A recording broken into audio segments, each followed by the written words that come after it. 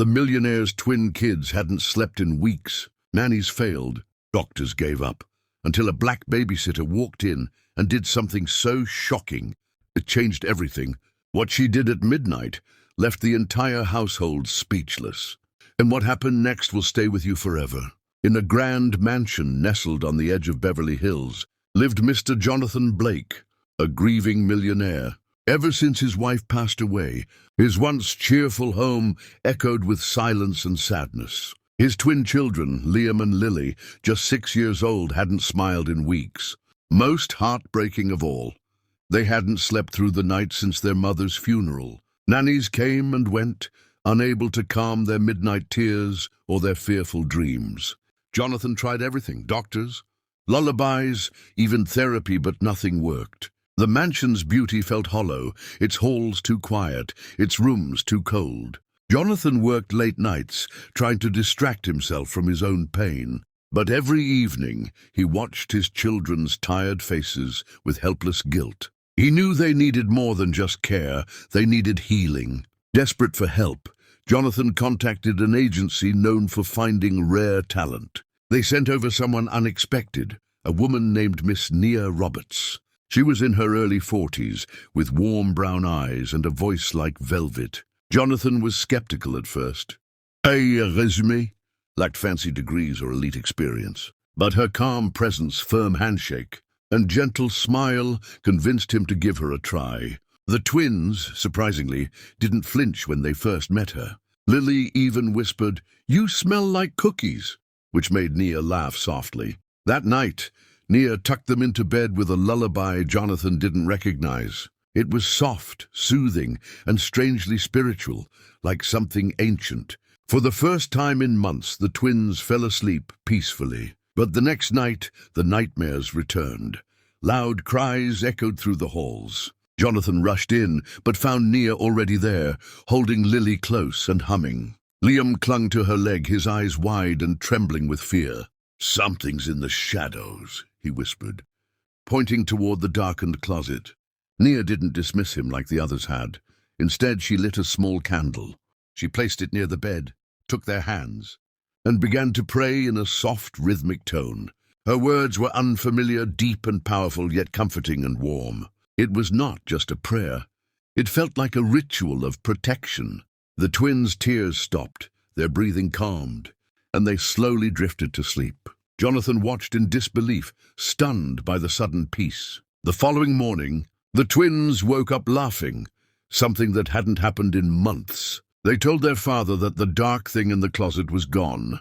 "Miss Nia sang it away," Liam said with a proud smile. Jonathan was curious and gently asked Nia what she had done. She smiled softly and said, "I just reminded them they're not alone in the dark." He pressed further, and she shared that her grandmother taught her African lullabies and spiritual chants. "They're not magic," she said, "but they carry power when sung with love." Jonathan was moved, not just by her words, but by her presence. It was as if she brought back a piece of something sacred into the home. For the first time, hope stirred in his heart. Over the next few days, the change was undeniable. The twins slept peacefully, no longer haunted by fear. They ran through the house, playing, laughing, and calling for Miss Nia constantly. She cooked with them, read to them, and even taught them little songs. Jonathan started coming home early, just to sit in and listen. He found himself humming the lullabies when alone in his office. Miss Nia had filled the mansion with warmth and life once more. It wasn't just childcare, it was healing wrapped in kindness and grace. Neighbors began asking about the sudden change in the children. Jonathan always said, "It's all because of Miss Nia." One evening, a dinner party was held at the Blake residence. Business partners, friends, and a few distant relatives gathered in the lavish dining hall. Everyone noticed how cheerful Liam and Lily looked, clinging to Miss Nia's side. A curious guest asked, "What's your secret?" Half joking, half serious. Nia smiled and looked at the twins, who giggled knowingly. "We listen to the stars at night," she replied, earning puzzled looks. She then pulled out a small wooden instrument, a kalimba, and began playing. Its gentle notes filled the room with a soulful, haunting beauty. Then she sang one of her lullabies in her native tongue. The entire room fell silent, hearts moved by something they couldn't explain. The song ended, and for a moment no one spoke. Some guests even wiped away tears. There was something divine in her voice, something timeless and pure. Jonathan stood up and said, "That's the sound that saved my children." Everyone applauded, not out of politeness, but with genuine emotion. A distant cousin whispered, "I never believed in spiritual healing, until now." Jonathan looked at Miss Nia with admiration and deep gratitude. He knew she wasn't just a babysitter, she was a guardian angel. Liam and Lily clapped excitedly and hugged her tightly. "I don't have nightmares anymore," Lily said proudly to the guests. Miss Nia just smiled and kissed her forehead. Word about the Blake Mansion's transformations spread across the town. Other families began calling the agency, asking for someone like Miss Nia. But the agency replied, "There's only one Nia, and she chooses where to go." Despite multiple offers, Nia chose to stay with the Blake family. She told Jonathan, "I go where I'm needed most. And right now, I'm needed here." Jonathan offered her a permanent role, not just as a nanny, but as family. She humbly accepted, under one condition, that the twins never stop singing with her.